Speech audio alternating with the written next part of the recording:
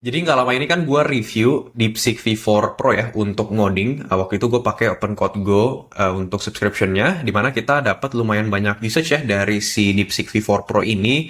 Dan juga harga dari OpenCode Go itu sebulannya fix ya dengan harga $5 kalau diskon dan $10 biasanya. Namun kalau misalnya kita jadiin token tuh harga dari DeepSeek V4 sendiri pas gue pakai untuk bikin aplikasi full stack ya, itu di total mungkin sekitar 10 sampai 15 ribu ya untuk satu aplikasi full stack, dan menurut gue itu hasilnya sangat bagus juga ya kalau misalnya dengan harga segitu ya. Nah, tapi kan waktu itu gue hitungnya dengan harga diskon yang mereka tawarkan ya, yaitu ada diskon 75% off. Namun sekitar sebulan kemudian ya, itu mereka bilang bahwa harganya itu sekarang jadi permanen ya. Itu menurut gue itu gila banget sih, karena kalian lihat aja nih, ini benar-benar murah banget ya. Input tokennya itu 0,0036 ini kalau cash ya.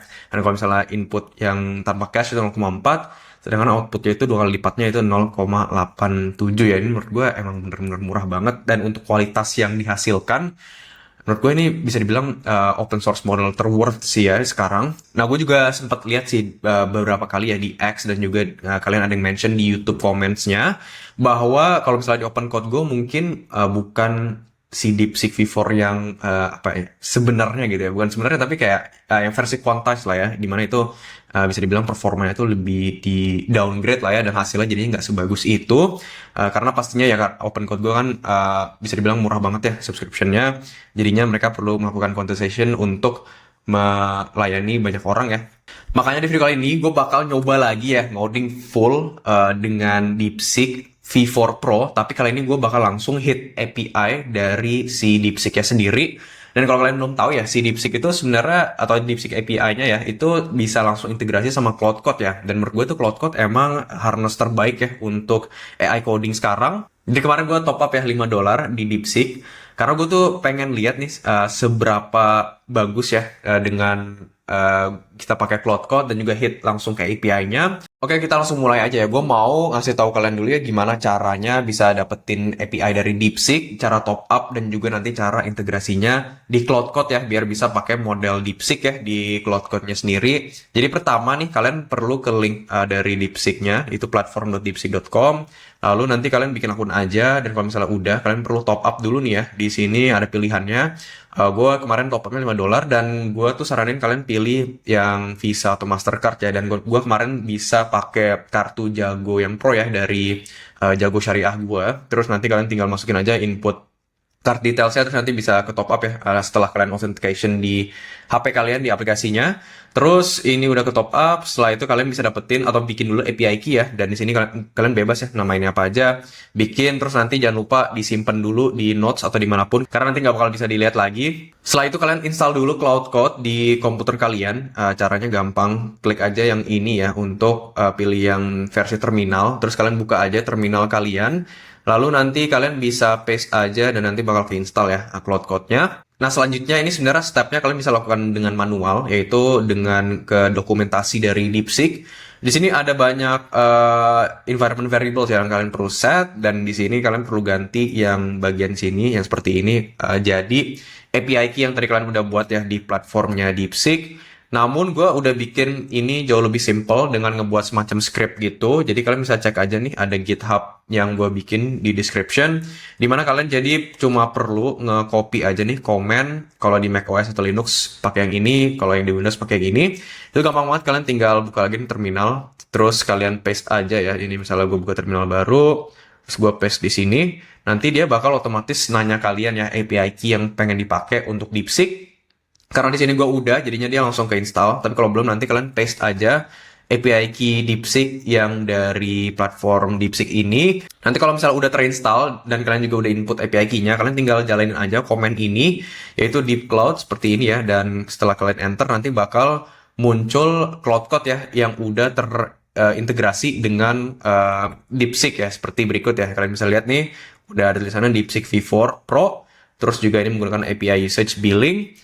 Dan kalian bisa langsung aja coba ngetik prompt, dan kalau misalnya ternyata merespon, itu berarti udah terintegrasi dengan benar ya, yang menggunakan DeepSeek API.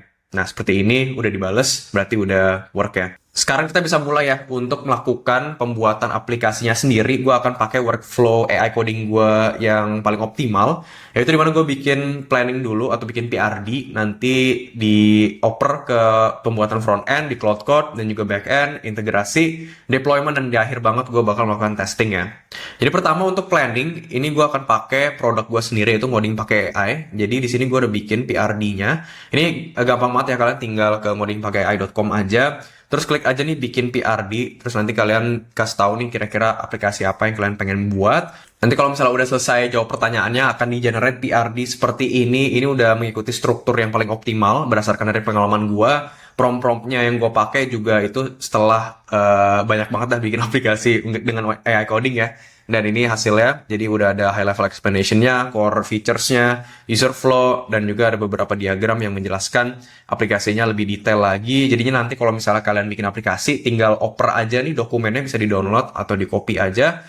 Jadinya kalian nggak perlu bikin prompt yang panjang-panjang. Dan juga untuk kalian yang non-teknis, kalian jadi nggak perlu banyak-banyak mikirin soal planning teknisnya ya. Di sini udah di-cover. Dan kalau misalnya kalian belum puas, kalian bisa revisi juga di chat yang ada di sebelah kanan ini ya, untuk dapetin versi baru dari PRD kalian.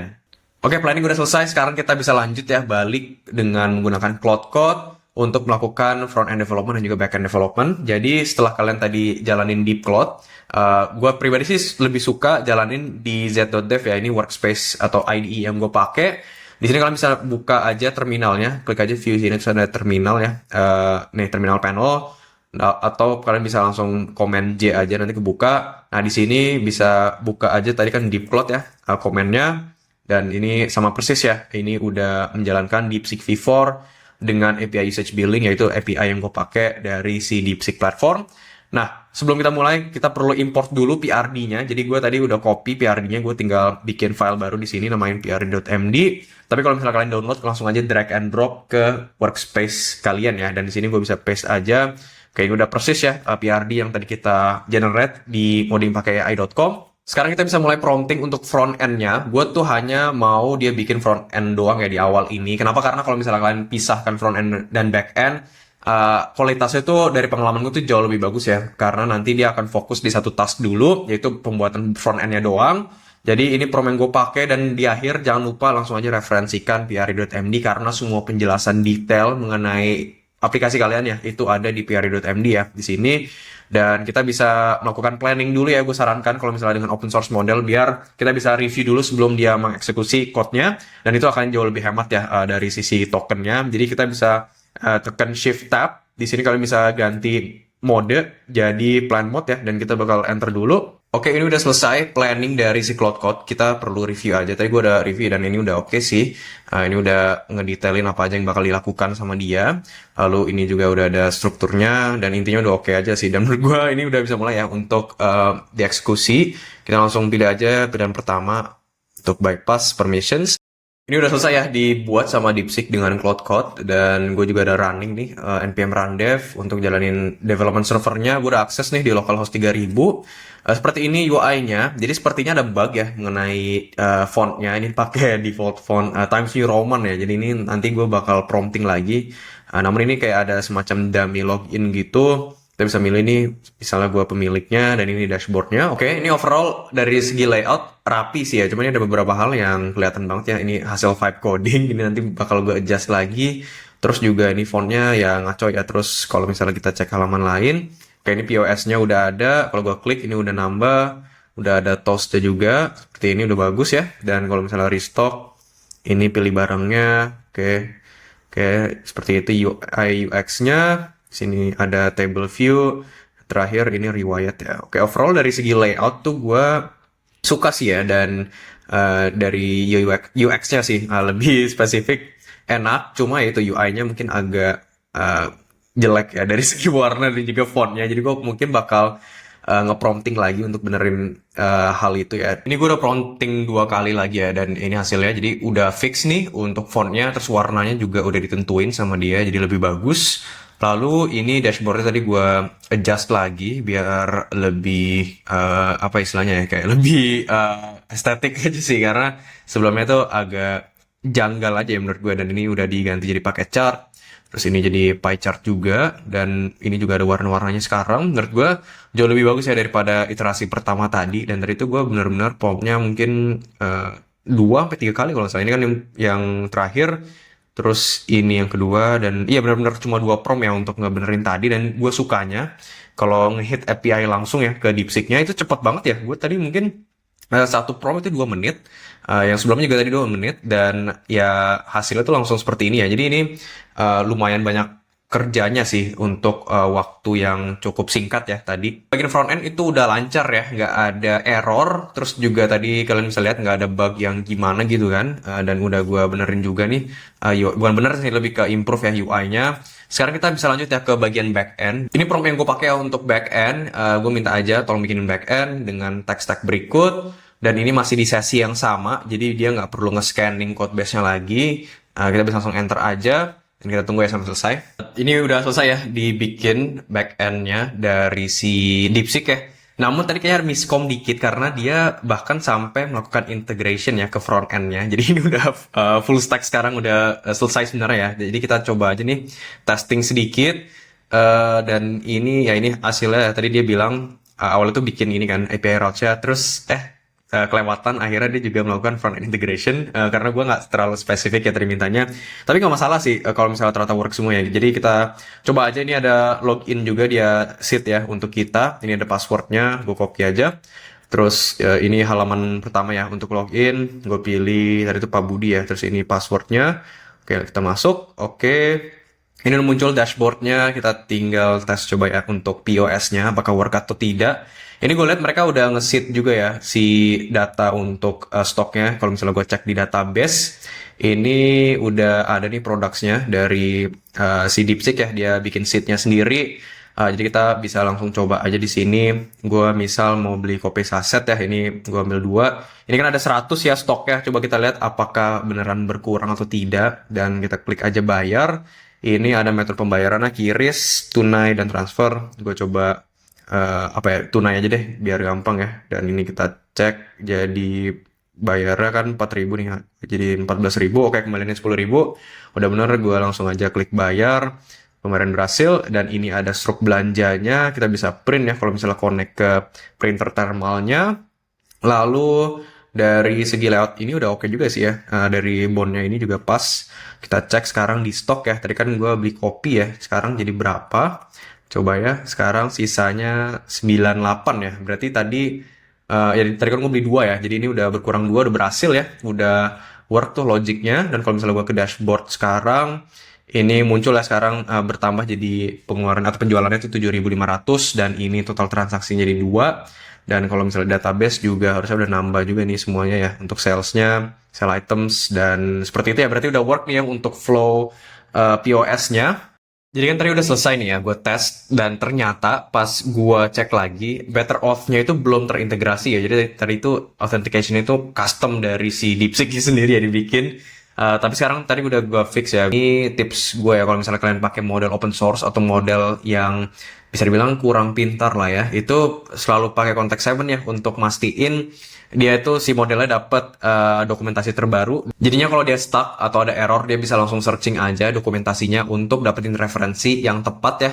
Dan ini berhasil. Gue udah cek ya, gue refresh di sini, terus gue logout dan login itu udah bisa. Itu juga pakai API routes yang udah dari si Better Auth-nya sendiri. Jadi kalau gue cek di sini, gue refresh, ini pakai get session. Ini adalah API route yang dibuat sama Better Auth, jadi udah fully integrated, dan takjubnya itu gue nggak ada error sama sekali ya. Jadi pas gue udah integrasiin Better Auth, ini gue testing semua itu udah work juga sama persis seperti sebelumnya.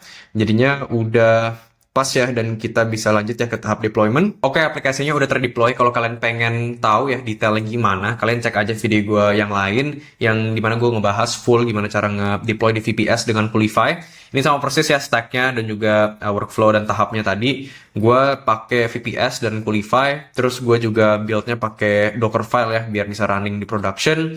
Terus gue juga tadi push ke GitHub dengan jadi public repo ya biar kalian bisa akses juga.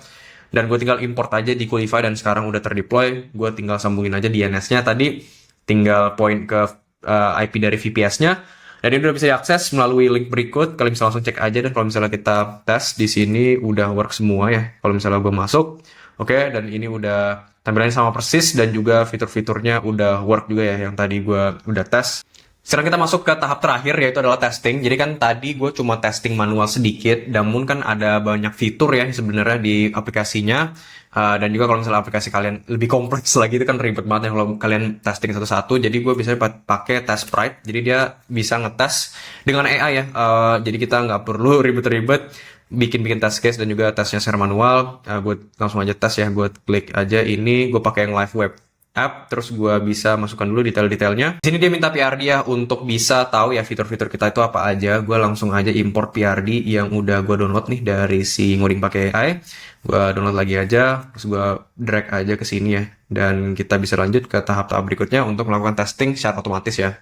Oke, ini tesnya udah selesai ya dari test Sprite. Tadi gue cuma ngasih URL ini aja, terus ngasih credential loginnya sama PRD ya. Dan ini dia lakukan testing, dan ini sepertinya banyak yang pas ya. Ya semuanya pas sih ya, tapi tadi gue nggak pilih semua tes ya. Sebenarnya ada 15 lebih, tapi gue cuma milih yang penting-penting aja.